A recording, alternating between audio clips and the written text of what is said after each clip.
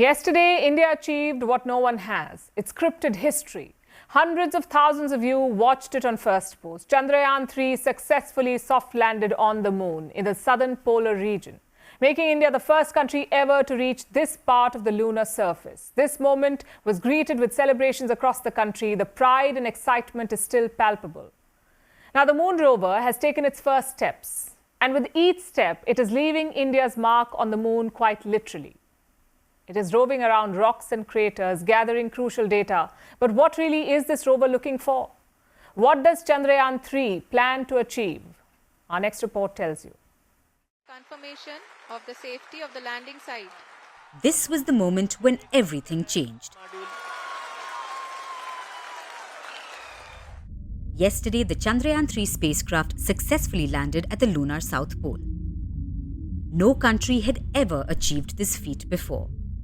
We told you all about it.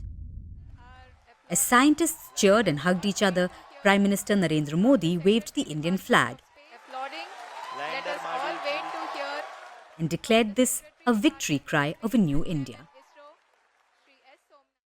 ये क्षण अभूतपूर्व है।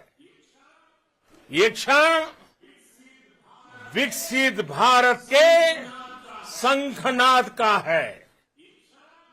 ये क्षण नए भारत के जयघोष का है।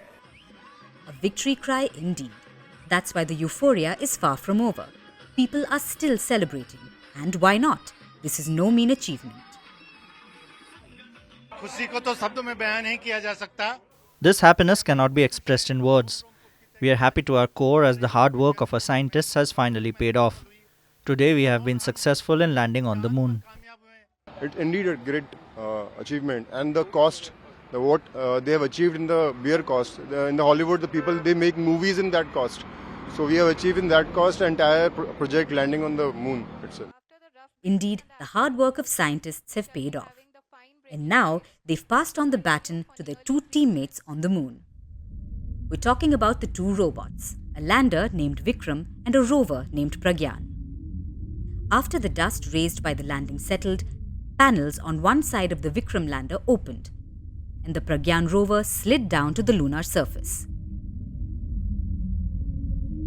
Now the rover has taken its first steps on the moon. It's roaming around rocks and craters, gathering important data, and sending images like these back to Earth. The rover will move at a speed of 1 centimeter per second. With each step, it will leave India's mark on the moon. Not just metaphorically, but literally.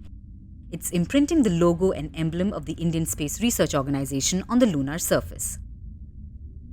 Both the lander and rover are carrying several scientific instruments. They intend to find out which minerals are present on the lunar surface, study the soil's chemical composition, discover what goes on both above and below the surface, and most importantly, they will hunt for water. According to scientists, huge craters in the southern lunar region hold ice, meaning they have water. Why is this a game changer? Because it could support human habitation on the moon. Help in generating oxygen for life, could potentially be used for fuel, and also aid spacecrafts traveling to Mars and other destinations. This would be a major breakthrough, and while India is leading the charge, it intends to share its discoveries with the rest of the world. Our moon mission is also based on the same human-centric approach. Therefore, this success belongs to all of humanity, and it will help moon missions by other countries in the future. Chandrayaan 3, that is science data, it is not only for India, it is for the global scientists. So this data that the scientists will be using globally, and they will discover some new things from this data. With the successful landing of Chandrayaan 3, India has already scripted history, but is far from resting on its laurels. With every step India's rover takes on the dark side of the moon, It will throw light on our understanding of it. Now, there's no denying the fact that the global south needs to work together. There is growing uncertainty, especially on the economic front. Food shortages are hurting economies, and India is bracing for impact. Inflation remains an area of concern. Prices of basic food items are still high, and India is being forced to take extreme measures. The list of export bans in India is growing. It started with wheat. India banned the export of wheat last year, then some varieties of rice, then onions. The latest addition to this is sugar. It could soon be on the same list, meaning India could soon ban the export of sugar too. A new report is out. It raises the likelihood of a complete and total ban on sugar exports. So far, India has been restricting sugar exports. The government set a quota for sugar mills, an export cap of 6.1 million tons. You could not export more than this. But now we are looking at the possibility of a total ban. So you save all the sugar output for the Indian market. When will the ban be implemented? If it is implemented, it should happen by October this year. And why is it necessary? Again, due to a shortfall in production. Two Indian states are the main hubs of sugar production, Maharashtra and Karnataka. Together, they produce more than half of India's total output of sugar. But this year, sugar production has taken a hit. The reason is the rainfall. It has been below average. Now, as you may know, sugar comes from sugarcane. It needs tons of water to grow. So when rainfall is patchy, production falls. What kind of deficit are we looking at this year? Experts have shared an estimate. They say sugar production could fall by 3.3%. So it is a double whammy. Inflation is high and production is low. Hence the need for an export ban. The goal is to keep supplies steady for the domestic market and to prevent prices from going up further. As of today, there are no shortages. The move will be out of an abundance of caution. Indian kitchens are already under pressure. Prices of many food items are soaring, like tomatoes, onions, potatoes, and pulses. They've all become more expensive. The last thing you want is for sugar to go out of control. Internationally, prices are fluctuating. 2 weeks back, sugar prices surged in the international market. Traders were concerned about supply. Thailand is the world's third largest sugar producer, but this year Thailand too has struggled. Their output fell by 31% this year. India is the world's second largest sugar exporter. If India bans exports, there's bound to be a shortage in the international market. Sugar prices will rise, but the Indian market will be insulated because of the export ban. You see, India, like we said, is already battling high inflation. In the month of July, it stood at 7.44%. That's the highest in 15 months and almost 4% higher than the RBI's comfort level. The RBI is the Reserve Bank of India, the country's central bank. Their inflation target is 4%. If it's at 4%, the RBI is okay with it. But right now, inflation is almost 8%. So urgent steps are necessary, but they may not be enough. Food shortages may become a long-term challenge for India. We are in the monsoon season. The rain has been uneven in many parts of the country. Farmers have fallen behind. This is the time they used to plant summer crops like rice, cotton, corn, soybean. This is when they plant it. But this time, farmers are sowing up to 40% less than normal. You can imagine the result. If they sow less, they'll reap a smaller harvest next year, and that could lead to more shortages. New Delhi realizes this. It's preparing for a prolonged battle against inflation. Reports say they're reallocating some budget funds. A war chest is being created to fight price rise. We're talking about reallocation to the tune of $12 billion. Where will the money be used? Well, there are multiple options like lowering the tax on fuel, easing import tariffs on cooking oil and wheat, and providing cheaper loans to the poor. Will it come to that? Will India set aside cash to cool inflation? As of last week, discussions were still on because inflation is a sensitive issue at the best of times. It's a very critical issue in an election year. And now let's turn our focus to Central America. That's where one of the world's largest traffic jams is taking place. Though it's not the usual type of blockage. It's a traffic jam in the sea. More than 100 ships are currently stuck near Panama. The Central American nation is home to an engineering marvel, the Panama Canal. It allows ships to travel between the Pacific and Atlantic Oceans, helping save billions in transport costs. But the canal has been under a lot of pressure lately. Its water sources have been drying up. This is due to a drought-like situation in Central America. It has forced canal authorities to restrict the passage of ships. So these ships have been stuck for days waiting to cross, and this delay will affect global trade. Our next report tells you more. Do you remember the 2021 Suez Canal crisis, where hundreds of ships were stuck in a traffic jam? Billions of dollars worth of global trade ground to a halt. All because one ship accidentally blocked Egypt's Suez Canal. Well, something like that is happening again, this time in the Panama Canal. It's the canal linking the Pacific and Atlantic Oceans. It passes through the Central American nation of Panama, and it's an engineering marvel. Built over 100 years ago, the canal revolutionized global trade. It allowed ships to take a shortcut through Panama instead of going all the way down to the tip of Argentina. But now this canal is facing a crisis, not because of a wayward ship like at Suez, but because of climate change. To understand this, we need to see how the Panama Canal works. This is the Panama Canal. It's about 81 kilometers long, and it works because of expert engineering. Ships enter from one of the oceans. They stop at what's known as a set of locks. These are artificial elevators that run on water. When a ship is in position, the locks are flooded, and the ships rise.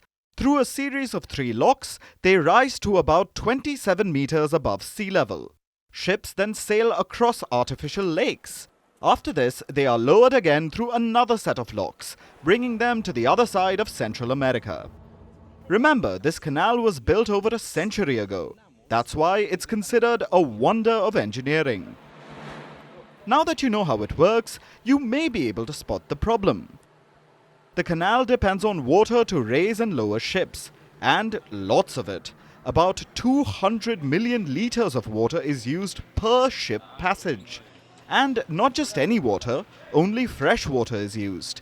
Fresh water from the artificial lakes located in between the locks.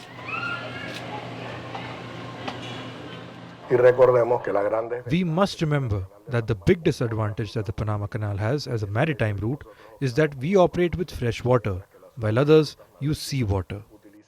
Every time we open the gate that leads to the sea, seawater is mixed with fresh water. And the larger the gate is, the greater the volume of salt water that enters the system. These artificial lakes also provide drinking water to millions of people. So, what happens when there's a drought? What happens when Panama is forced to conserve water for its residents? Exactly what's happening now. The Panama Canal has restricted the number of ships allowed to cross each day. It's down to 32 ships. It used to be 36 up until June. At peak efficiency, the canal could allow 40 ships to pass every day. Because less ships are allowed to pass, we have a traffic jam forming. There have been various reports about the number of ships stuck. Some say 200, others claim around 150. The Panama Canal authorities issued a clarification yesterday. They said 131 ships were stuck, down from a peak of 165 2 weeks ago. The authorities also said that the crossing delay had reduced by 50%. Now, ships only had to wait about 10 days on an average, as the jam was actually clearing up. The monsoon has also arrived in Panama. So, it will help replenish the artificial lakes in between the canal locks. But the canal authorities are still worried, because they aren't out of hot water yet. Literally, because 2023 is an El Niño year. It's a natural weather phenomenon that occurs every few years. It heats up the oceans and causes water bodies to evaporate. This year's El Niño is expected to be worse than usual because of the effects of climate change. This year, 2023, as a result of this anomaly in the temperature of the Pacific, evaporation has increased a lot. And what happens? As a result of this active event, this El Niño event, the rainy season started late and weak, if we can call it that. And we are expecting the 2023 El Niño to become much more severe by the end of the year. So that scenario looks pretty grey. The restrictions to the number of ships passing will remain, possibly till September 2024. So, to avoid traffic jams, shipping companies may need to look at alternative routes. But this would mean huge losses for Panama. In terms of tolls alone, the water shortage will cost $200 million. We have to find other solutions to remain a relevant route for international trade. If we don't adapt, we are going to die. Panama's authorities think it's time for change, that the over-century-old engineering marvel needs to adapt to climate change.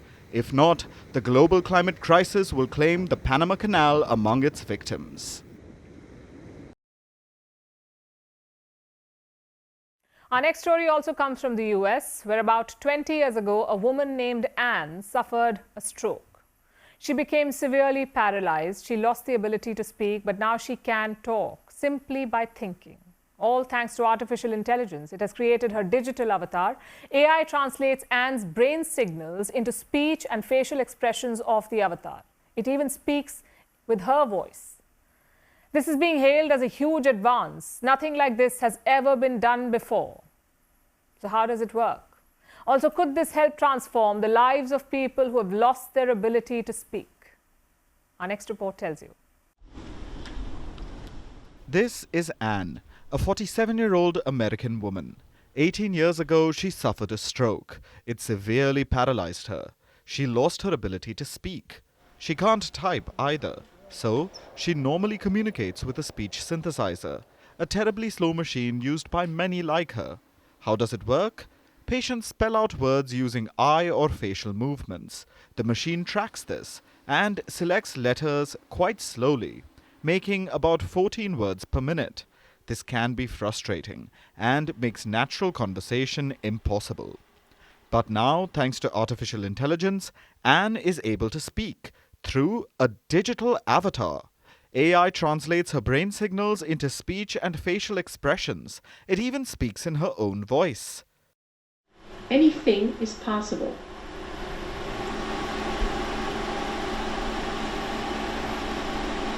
I think you are wonderful. Quite the mind reader, right? This is a big breakthrough. So, how did it work? A team of doctors implanted a credit card-sized rectangle of electrodes on the surface of Anne's brain. These electrodes intercepted the brain signals. Brain signals are what control our facial movements. So, what happened in Anne's case? The electrodes helped translate these brain signals into a digital avatar, which smiles and frowns the way Anne would. It also talks like her. So we decoded text, so, just the message of what they were trying to say.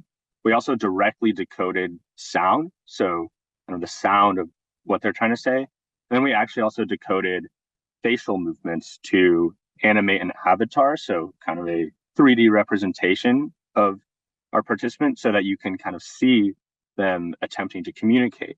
So we have these three modalities that we were able to successfully decode from brain activity using these neural recordings. This is a major scientific advancement.